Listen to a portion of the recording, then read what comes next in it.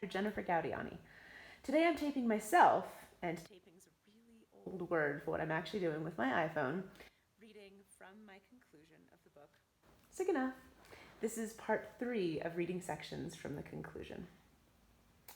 This starts on page 245. Exercise without reference to body size or shape.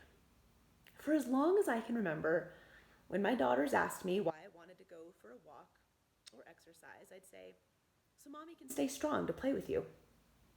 Avoid linking exercise and body appearance.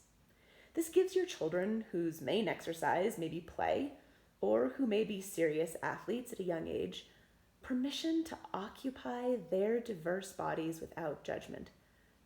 If you comment on anything related to their bodies and exercise, page turn, make the comment a functional one.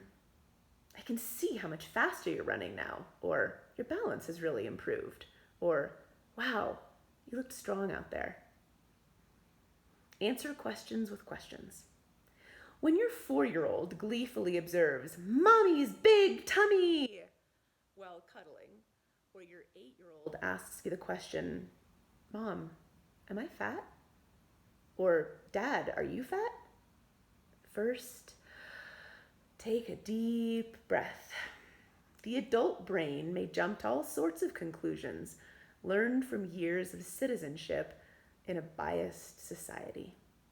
Common parental answers to these interactions include, "My belly isn't that big," or "It's big because I had to carry you," or "No, honey, you're beautiful," or "Yeah, but I'm trying to lose weight." These well-meaning answers assume the child equates larger body size or fatness with negativity, lack of beauty, or something shameful that requires eating differently. It's very possible the child thought none of these things, but now they do. Don't jump to reassure. Instead, keep the tone light.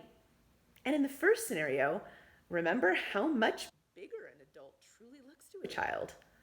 Regardless of where your body falls on the size spectrum, shower your little one with kisses and agree, "Yep, mommy's tummy is a lot bigger than your tummy." In the second scenario, ask a few follow-up questions. What does fat mean to you? Who's been talking about fatness? Tell me more.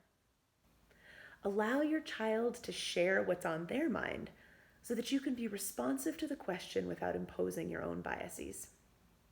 Ultimately, these interactions offer wonderful opportunities to start teaching your child about body diversity, tuned for their age and maturity level. Depending on what your child says about why they asked the question, you can explain, "Everybody's body is different, and we celebrate uniqueness in this family." If the question relates to having observed teasing, you can respond, "I'm sorry to hear that kids in your school were bullying someone because they were bigger. That's mean and unkind. We don't believe in that in our family." If the question pertains to fears about health or personal safety, you can reply, "In our family, we know you can't just look at someone and tell if they're healthy or unhealthy by the size of their body. I'm doing what I'm able to in order to play with you and have fun together."